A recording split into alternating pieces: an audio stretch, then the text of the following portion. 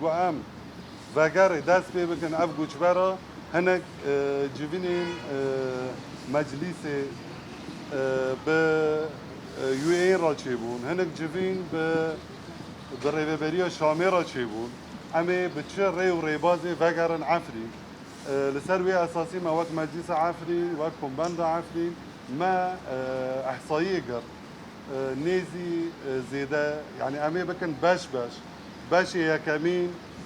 جنيزي بين صد مالبات 4 صد مالبات قتشي امي ريكن جبر شوكو ام ناغازن بحزارة مالبات خو جب هفر ريكن عفريني جبرقو حزارة ريكن دفي شرطين صاروا سرميدا بلكي جي حاضر نينبي جارك دن قال ما بيريشانا بالعفرين جارك دن قال ما الورطة ناميني ما جو امي باش بباش قال خوريكن بوجو امجي العفريني الويداري تفري فبرا عفريني ايجو العفريني نها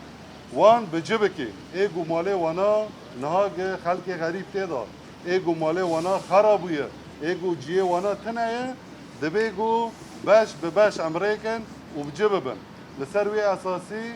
ماجي وقت مجلس مع صيخ فقر وقت مجلس ناویگو ام یازکن امریکن شامه وک مجلس ناویگو ام یازکن امریکن یو این یعنی به هفکاری کی هف باش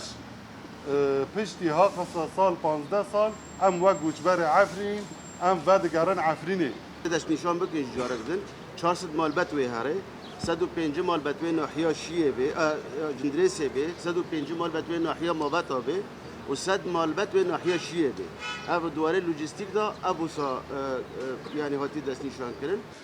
افنا خواسته کمه یروه اف 1018 خواسته کمه و خاصتا داغیگو گل عفرین شهبه هات گوش بر کرن ما جروجت عوری دا خواسته که وگرین گوش برین عفرین کر و کمبند عفرین فالسروی اساسی هیرو جارک دن ما لیستاخ حاضر کر ما جبو وگر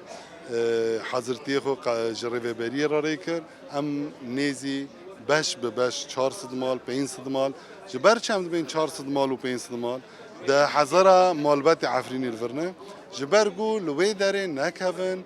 لورتا نامینن لدوی زور و زحمتی وستانی دا لدروا نامینن یه مالی خو خرابه یه هنک مالبات هورده عرب ده مالی ویدانه گرک در کهون جبر وی مکر باش جبوجو حركز لعفرين بجببه